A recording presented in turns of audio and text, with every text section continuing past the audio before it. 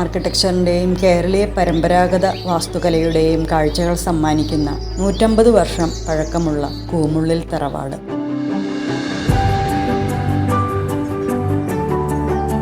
പിറവത്ത് ഓണക്കൂരിൽ പെരിയപ്പുറത്താണ് KV ജോണിൻ്റെ ഉടമസ്ഥതയിലുള്ള ഈ വാസ്തുകലാവിസ്മയം. വാസ്തുകലയുടെ ഒരു കാലഘട്ടത്തെ അടയാളപ്പെടുത്തുന്ന നിർമ്മിതികളിലൊന്നുകൂടിയാണിത്.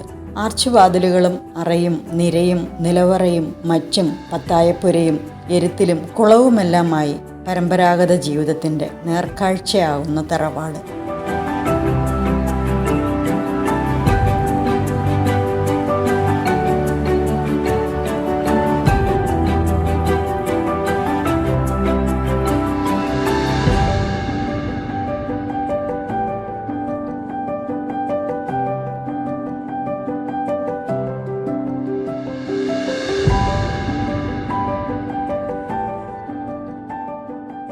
രണ്ടായിരത്തി 2013 വരെ എൻ്റെ ഫാദർ കൂടെയാണ് താമസിച്ചുകൊണ്ടിരുന്നത്.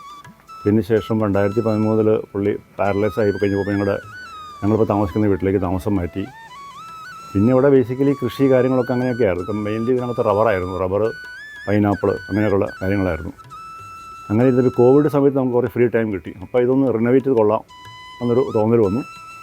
അപ്പോൾ പഴയ ബിൽഡിങ്ങാണ്, ചിലർ പറഞ്ഞു ഇതൊന്ന് പൊളിച്ച് കളയാം, അപ്പോൾ പുതു പണിയാം. അപ്പോൾ ഞാൻ വിചാരിച്ചു എന്തുകൊണ്ട് ഇത്രയും പഴയൊരു ബിൽഡിങ് മെയിൻറ്റെയിൻ ചെയ്തുകൂടാ, അതുപോലെ മെയിൻറ്റെയിൻ. അപ്പോൾ അതിൽ തന്നെ പ്ലാനിലൊന്നും മാറ്റം വരുത്താതെ ഈ സ്റ്റെപ്പുകളൊക്കെ അതിനുശേഷം നമ്മൾ പണിതാണ്. നേരത്തെ ഇവിടെ നേരെ ഞങ്ങളുടെ വഴിയായിരുന്നു. അപ്പോൾ നമ്മൾ ഇവിടുന്ന് സൈഡിൽ നിന്ന് ഇങ്ങനെ റോഡായിട്ട് വെട്ടിയെടുത്തു. ആദ്യം ഇങ്ങനെ സ്റ്റെപ്പ് പണിതു കഴിഞ്ഞപ്പോൾ നമ്മൾ ആ പഴയ ഇത് നിൽക്കാൻ വേണ്ടിയിട്ട് വെട്ടുകല്ല് കൊണ്ടുള്ള സ്റ്റെപ്പായിട്ട് പണിതു. പിന്നെ ആ പഴയ ഫ്രണ്ടിൽ നേരത്തെ സിറ്റ് ഔട്ട് ഉണ്ടായിരുന്നില്ല, അപ്പോൾ സിറ്റ് ഔട്ട് കുറച്ച് കൂട്ടിയെടുത്തു. ഇതിനോടുള്ള പഴയ മറ്റേ അഡ്ജോയിനിങ് സ്ട്രക്ചറൊന്നും നമ്മൾ കളഞ്ഞില്ല. ഈ ഷീറ്റ് ഉറവൊഴിക്കാനും പണിക്കാർക്ക് താമസിക്കാനുള്ള കുളമുണ്ട്, അതൊന്നും നമ്മൾ കളഞ്ഞിട്ടില്ല. പിന്നെ ബേസിക്കലി ഞാൻ പറഞ്ഞത് ഒരു ക്രിസ്ത്യൻ വീടാണ്. അപ്പോൾ ആ ക്രിസ്ത്യൻ വീടിനൊരു ദ്രവീഡിയൻ ലുക്കൊരു ഇത് കിട്ടട്ടെ എന്ന് വിചാരിച്ചാണ് ഫ്രണ്ടിൽ ഒരു വാരാന്തയും പിന്നെ ഒരു തുളസിത്തറയും ഒക്കെ ആയിട്ട് പണിത്. അതുപോലെ തന്നെ ബാക്കിൽ ഒരു പണിക്കാരുടെ ഉണ്ട്. പിന്നെ ഈ വെട്ടുകല്ലിലേക്ക് വരാനുള്ള കാരണം, വെട്ടുകല്ലുള്ള ഗുണം എന്നാന്ന് വെച്ചാൽ പണ്ട് കാലത്തെല്ലാം നമ്മൾ വെട്ടുകല്ലാണ്, അങ്ങനത്തെ ടൈൽസൊന്നും ഇല്ലല്ലോ. അപ്പോൾ വെട്ടുകല്ലിനുള്ള ഗുണം എന്നാന്ന് വെച്ച് കഴിഞ്ഞാൽ അത് ചൂട് അബ്സോർവ് ചെയ്യില്ല. അപ്പോൾ ചൂടത്ത് നല്ല വേനൽക്കൊക്കെ നല്ല ഒരു കൂളിംഗ് ഇത് കിട്ടും. അതുപോലെ തന്നെ മഴക്കാലത്ത് തെന്നി വീഴില്ല, അങ്ങനെയുള്ള ഗുണങ്ങളൊക്കെ ഉണ്ട്. പിന്നെ ഞാൻ ഈ പ്ലാന്റ്സൊക്കെ പിടിപ്പിക്കുന്ന ഒരു കാര്യം ശ്രദ്ധിച്ചത്, ഒരു നമ്മുടെയൊക്കെ ചെറുപ്പത്തിൽ കണ്ടുള്ള പ്ലാന്റ്സ്, ഈ കളർ ചെടികൾ അങ്ങനെയുള്ള ചെടികളൊക്കെയാണ്. മോഡേൺ ചെടികളൊന്നും കാര്യമായിട്ടൊന്നും വെച്ചിട്ടില്ല. പിന്നെ ഓരോരോ സാധനത്തിന് വേറൊരു സംഗതി ഞാൻ ഒരിക്കലും നമ്മളൊരു പേപ്പറിലൊരു പ്ലാൻ പ്രിപ്പയർ ചെയ്തിട്ടില്ല. ഇടയ്ക്ക് വരും, രാവിലെ വരുമ്പോൾ ഒരു തോന്നുന്ന ഐഡിയ ആയിരിക്കും പണിക്കാർക്ക് പറഞ്ഞു കൊടുക്കണം. ആകെ ബേസിക്കലി ഇതിനകത്ത് 5 പേരെ വളർന്നിട്ടുള്ളൂ. ഗൃഹനാഥൻ KV ജോൺ മുംബൈയിൽ ടൗൺ പ്ലാനിംഗ് വിഭാഗത്തിൽ ആർക്കിടെക്റ്റ് ആയിരുന്നു. അത് തറവാടിൻ്റെ പുതുക്കിപ്പണിയലിന് ഒരു മുതൽക്കൂട്ടായി. പ്രത്യേകിച്ച് കൺസർവേഷൻ, പ്രിസർവേഷൻ, റെനോവേഷൻ തുടങ്ങിയ കാര്യങ്ങളിലുള്ള അറിവും പ്രവൃത്തി പരിചയവും.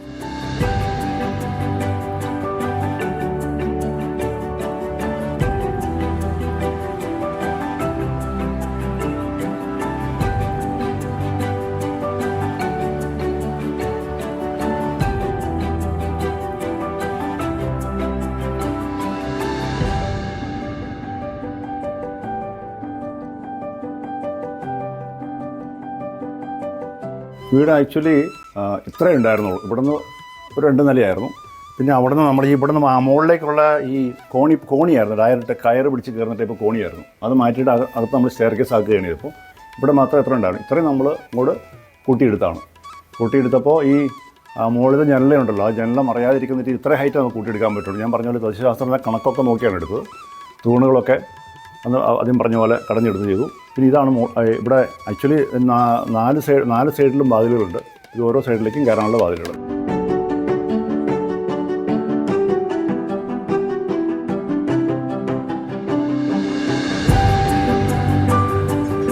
ആർച്ചുകൾ നിരന്നു നിൽക്കുന്ന വരാന്ത വരെയേ വീട് ആദ്യമുണ്ടായിരുന്നുള്ളൂ. പഴയകാല ഫർണിച്ചർ പലതും യാതൊരു കേടുപാടുമില്ലാതെ ഇപ്പോഴും ഇവിടെ ഉപയോഗിക്കുന്നുണ്ട്.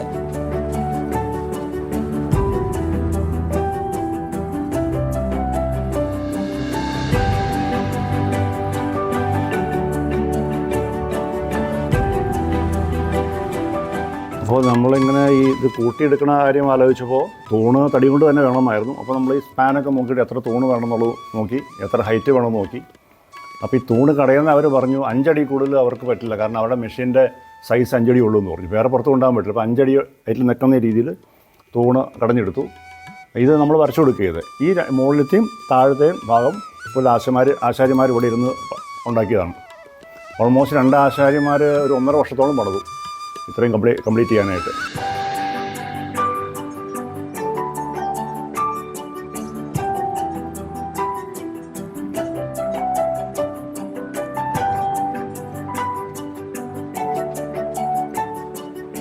ഇത് അന്നത്തെ കാലത്ത് ഈ പണങ്ങളും സാധനങ്ങളും സൂക്ഷിക്കാനുള്ള ഒരു സ്ട്രോങ് മുറിയായിട്ട് നമ്മൾ ഉപയോഗിക്കില്ല, അതായിരുന്നു. ഞാൻ ഈ മോഡിഫിക്കേഷൻ ചെയ്തപ്പോൾ ഒരു ലുക്കിന് വേണ്ടിയിട്ട് ഇതൊരു പ്രെയർ റൂം പോലെ ആക്കിയത്. ഞാൻ ഈ അത്താൻകുടി ടൈൽസ് എടുക്കാൻ പോയപ്പോൾ അവിടെ പഴയ വീടുകൾ പോയിക്കൊണ്ടു. അപ്പോൾ പല വീടുകളിൽ അങ്ങനെ ഈ ഒരു പ്രെയർ റൂം പോലെ കണ്ടായിരുന്നു. അപ്പോൾ ആ ഒരു തോട് മനസ്സിൽ വെച്ചുകൊണ്ട് ഞാൻ ജസ്റ്റ് ഒന്ന് കൺവേർട്ട് ചെയ്ത് മാത്രമേ ഉള്ളൂ. ഇത് വീടിൻ്റെ താഴെയായിട്ടൊരു അറയാണിത്. പണ്ട് കാലത്ത് നെല്ലൊക്കെ സൂക്ഷിക്കാനായിട്ട് ഒരു അറയായിട്ട് സൂക്ഷിക്കുകയാണ്.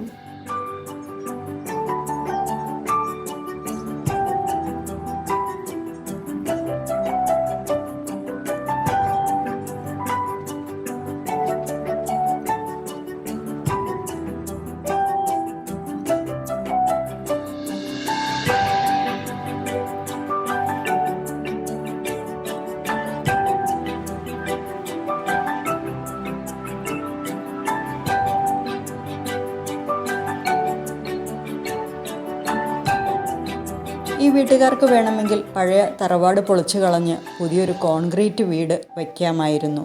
പക്ഷേ അത് ചെയ്തില്ല. വരും തലമുറയ്ക്കായി കാത്തുവയ്ക്കാൻ മനസ്സ് കാണിക്കുകയായിരുന്നു. റെനോവേഷൻ, റിസർവേഷൻ, അങ്ങനെ എല്ലാ തരത്തിലും എല്ലാ അർത്ഥത്തിലും തറവാടിനോടും എന്തിനാ പരിസ്ഥിതിയോട് പോലും അങ്ങേയറ്റം നീതി പുലർത്തിക്കൊണ്ടുള്ള ഒരു സംരക്ഷണം, പുതുക്കിപ്പണിയൽ. അതിലൂടെ പരമ്പരാഗത വാസ്തുകലയെ എങ്ങനെ കാലാതീതമായി സംരക്ഷിക്കാം എന്നുകൂടി കാണിച്ചു തരുന്നു.